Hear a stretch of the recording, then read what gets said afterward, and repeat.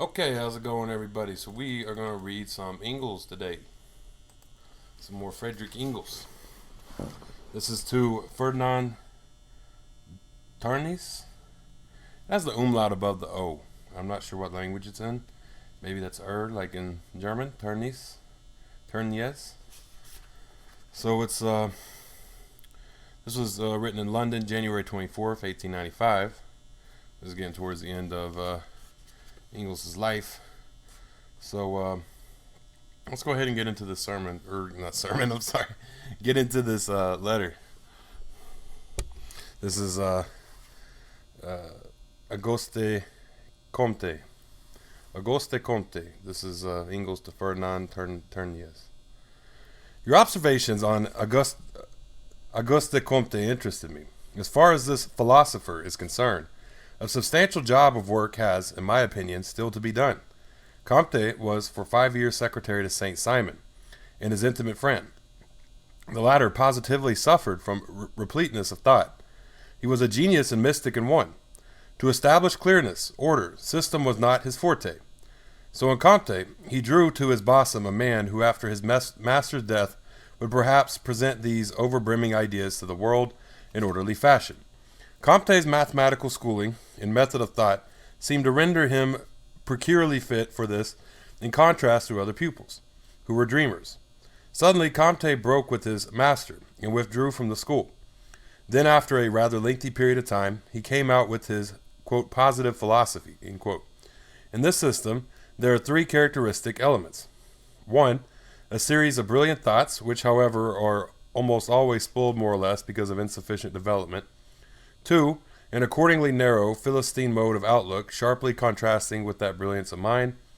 3. A hierarchically organized religious constitution originating from a thoroughly Simonist source, but divested of all mysticism, and sobered in the extreme with a regular pope at the head, so that Huxley could say of Comtism that it was Catholicism without Christianity. Now I bet you number 3 furnishes us the clue of the otherwise incomprehensible contradiction between number 1 and number 2. Comte took all his bright ideas from Saint Simon, but mutilated them when grouping them in his own peculiar way. By divesting them of the mysticism that adhered to them, he dragged them down to a lower level, reshaping them in Philistine fashion to the best of his ability. In very many of them, the Saint Simonist origin can easily be traced, and I am convinced that this would be possible in yet other cases, if somebody could be found to tackle the job seriously.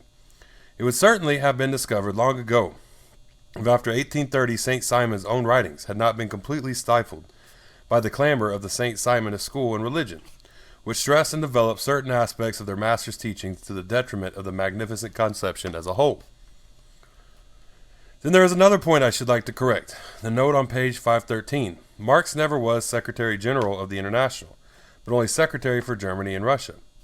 And none of the Comtists in London participated in the founding of the International. Professor E. Beasley deserves great credit for his defense of the International in the press at the time of the Commune against the vehement attacks of that day. Frederick Harrison, too, publicly took up the cudgels for the Commune. But a few years later, the Comtists cooled off considerably toward the labor movement. The workers had become too powerful. It was now a question of maintaining a proper balance between capitalists and workers, both producers, after all, according to St. Simon, and to that end of once more supporting the former. Ever since then, the Comtists have wrapped themselves in complete silence as regards the labor question. Yours very truly, Frederick Engels. Okay. So yeah, that's Auguste Comte by Engels to Ferdinand Turnjes. London, January 24th, 1895.